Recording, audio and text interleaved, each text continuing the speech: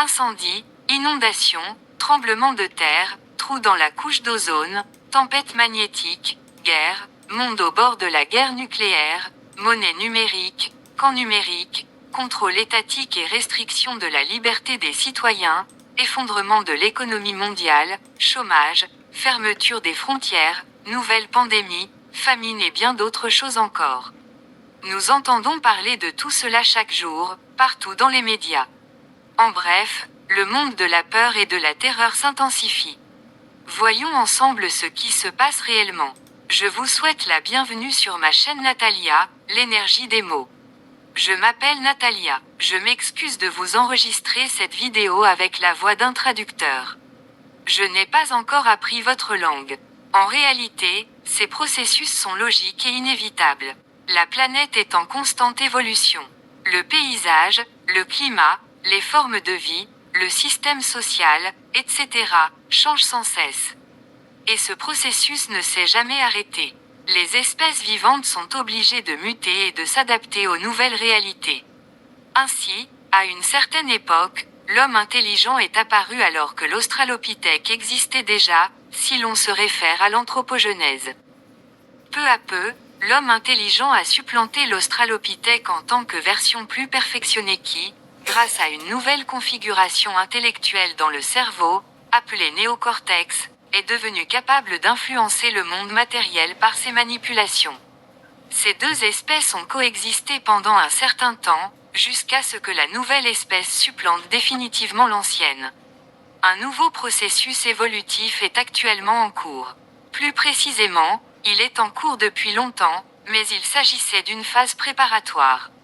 À présent, nous allons obtenir le résultat de cette nouvelle évolution humaine. Ce que les religions nous ont apporté, c'est l'idée de la pureté de l'homme, de la délivrance des péchés et de son rapprochement avec la sainteté, c'est-à-dire avec les vibrations élevées du Créateur, c'est cela le processus évolutif. Aujourd'hui, beaucoup pensent au contraire que les religions sont des vestiges du passé, et que nous nous en éloignons désormais, que nous les rejetons et que nous allons vivre en nous basant sur notre raison, en nous appuyant uniquement sur notre intellect, qui en réalité nie beaucoup de ce qui est indiqué dans les religions, le considérant comme inutile, incorrect, inadapté aux réalités modernes. Mais si nous regardons plus en profondeur, notre esprit est en réalité imparfait. Il voit le monde comme mortel, c'est-à-dire que tout a une fin. Et le soleil, les scientifiques ont prouvé depuis longtemps qu'il peut disparaître. Un jour, cela arrivera à coup sûr, il va d'abord s'agrandir et engloutir toutes les planètes du système solaire, y compris la Terre, puis se contracter en une naine blanche. L'univers n'est pas éternel, et les particules qui composent toute la matière ne le sont pas non plus.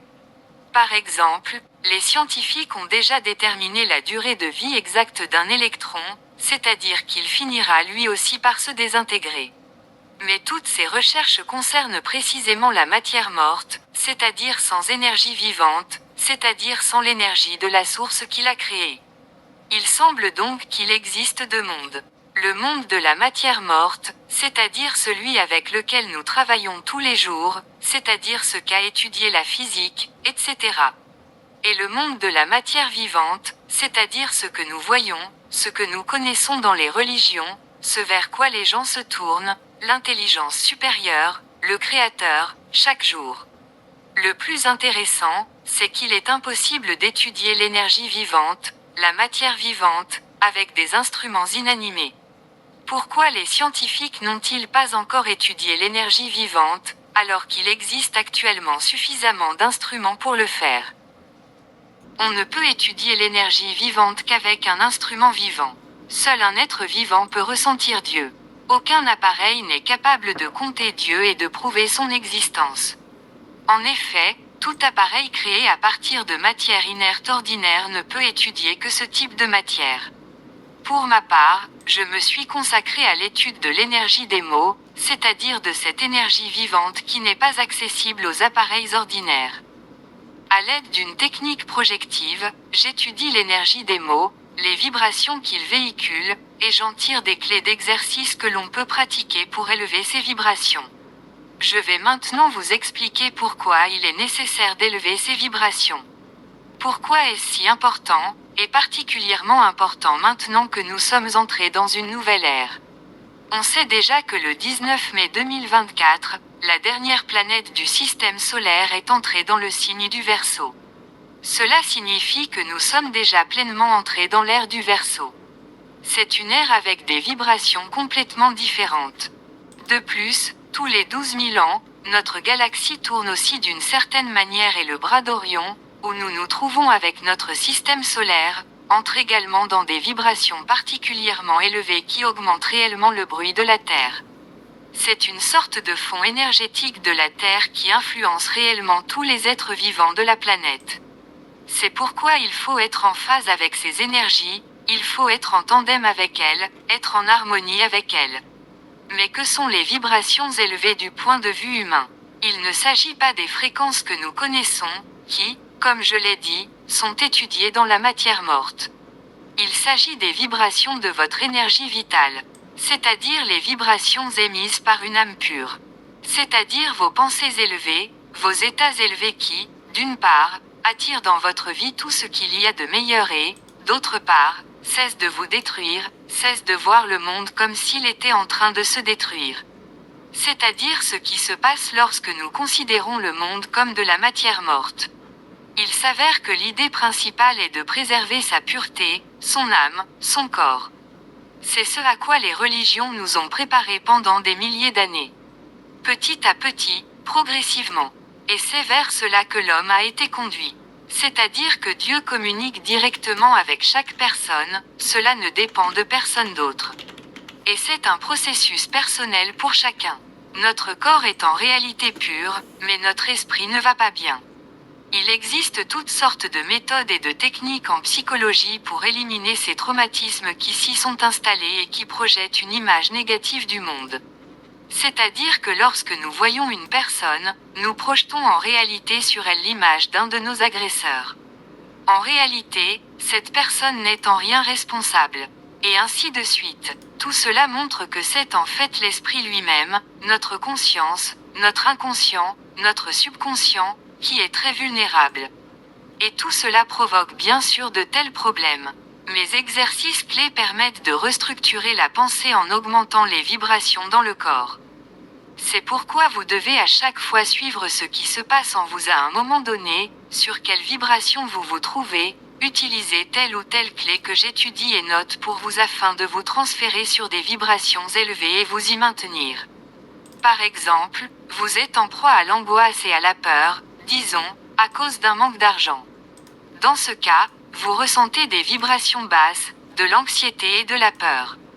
Par conséquent, prenez la clé exercice pour ces concepts, pour attirer l'argent, pour éliminer les obstacles à l'obtention d'argent, etc. J'ai beaucoup de clés différentes. Et faites les exercices correspondants. Ou encore, par exemple, supposons que vous vous regardiez dans le miroir et que vous ne vous trouviez pas assez belle. Vous ressentez alors de la déception, un sentiment d'impasse, comme si rien ne pouvait vous réussir, parce que vous êtes tombé dans des vibrations basses, et qu'à partir de là, vous ne pouvez plus espérer grand-chose de bon. Cela signifie également qu'il faut faire l'exercice clé sur l'énergie du mot « beauté », par exemple. À l'ère des vibrations élevées, les personnes qui ont une pensée destructrice, qui détruit les autres, envoient des souhaits de mort aux gens, de la haine à leur égard, etc.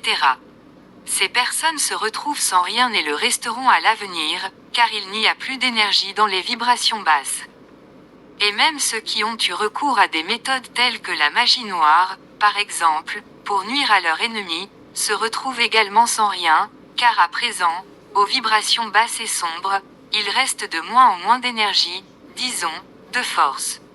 Et ces personnes voient qu'elles se retrouvent sans rien, que leurs ennemis sont vivants et en bonne santé, et que tout va bien pour eux. Elles se retrouvent tout simplement ridiculisées, elles ont tout simplement été trompées. En fait, c'est ce qui se passe actuellement. Soyez donc plus prudents à ce sujet, surtout maintenant, avec l'augmentation des vibrations, si vous êtes dans un état où vous souhaitez vous venger de quelqu'un, où vous souhaitez que quelqu'un subisse un châtiment, etc. À cet égard, vous devez être plus prudent et vous débarrasser de ces états difficiles. À la fin de la vidéo d'aujourd'hui, je vais vous donner des clés qui vous aideront à y parvenir.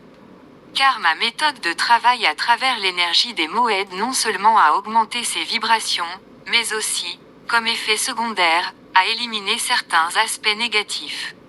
Oui, les influences externes et internes, vos attitudes négatives et destructrices, que vous dirigez vers l'intérieur de vous-même, vers l'extérieur, vers le monde extérieur. Tout cela aide à vous libérer. Autrement dit, nous ne lançons ici aucun boomerang contre les offenseurs, etc. En réalité, cela ne jouera aucun rôle, car dans les basses énergies et vibrations, il n'y a plus rien. J'ai, par exemple, étudié les mots ayant une signification basse, c'est-à-dire négative, le mot « guerre ». Il n'y a rien là-bas, c'est le néant total, il n'y a aucun mouvement, aucune énergie vivante, il n'y a rien, c'est le néant absolu. C'est pourquoi il faut sortir de là où il y a le néant, vous comprenez. Et alors, ce négatif est neutralisé, et ces exercices ne déclenchent pas de boomerang vers votre agresseur. Il n'y en a pas. Mais ici, vous vous en libérez, vos vibrations s'élèvent et votre vie s'améliore. Vous connaissez le succès, vous atteignez le bonheur dans tous les domaines de la vie. Et c'est précisément cela qui est une punition, en fait, pour vos ennemis, car ils voient que non seulement rien de mauvais ne vous est arrivé, mais qu'au contraire, tout va bien pour vous. Et c'est cela la punition, car les personnes aux vibrations basses ne supportent pas les vibrations élevées, elles ne les supportent pas. Il est possible que certaines personnes ne supportent pas de regarder ma vidéo. Il est possible que certaines personnes aient déjà éteint depuis longtemps, etc. Si vous ne supportez pas, ne vous torturez pas, revenez quand vous serez prêt. Il n'est pas non plus nécessaire de tomber dans ces basses vibrations. Mais chacun a son propre délai de transformation. Revenez donc quand vous serez prêt. Oui, les basses vibrations font chuter l'énergie. Et ceux qui auparavant tiraient leur énergie des vibrations basses, par exemple, il y a des gens qui aiment s'affirmer aux dépens des autres, c'est-à-dire rabaisser quelqu'un pour s'élever eux-mêmes ou, disons, à l'aide de méthodes de PNL, spécialement conçues pour nuire à une personne, qui agissent pour briser son psychisme. Tout cela ne fonctionne plus dès. Si vous croyez que la fin du monde est proche et que beaucoup de choses négatives vont se produire, cela signifie que ces vibrations prédominent en vous. Si vous ne voulez pas entendre cela, si vous croyez en un avenir radieux, si vous croyez en votre réussite personnelle dans la vie, que tout ira bien pour vous, que rien de mal ne vous arrivera, cela signifie que vous êtes déjà sur des vibrations élevées. On peut même faire un test pour le vérifier. Je tiens également à souligner qu'il est nécessaire d'éradiquer les jurons, car il s'agit également d'un langage à basse vibration, qui contient beaucoup d'énergie négative, qui vous empêcheront d'accéder à des émotions élevées et, par conséquent, à des états élevés de réalisation dans votre vie. Autrefois, l'utilisation du langage grossier aidait à faire face aux situations difficiles de la vie. Tout est difficile pour l'homme, il se promène comme ça. Et il se réconfortait en quelque sorte avec des jurons. Aujourd'hui, ce n'est plus le cas, aujourd'hui, les jurons n'aident en rien. Ce ne sont que des mots vides de sens. De plus, cela profane les relations sexuelles entre un homme et une femme. Alors que c'est l'acte le plus élevé d'union entre le masculin et le féminin, tel que prévu par le Créateur lors de la création de l'être humain. C'est pourquoi les forces supérieures ne le permettront plus. Aujourd'hui, dans la nouvelle évolution, cela ne sera plus possible pour les nouveaux êtres humains évolués.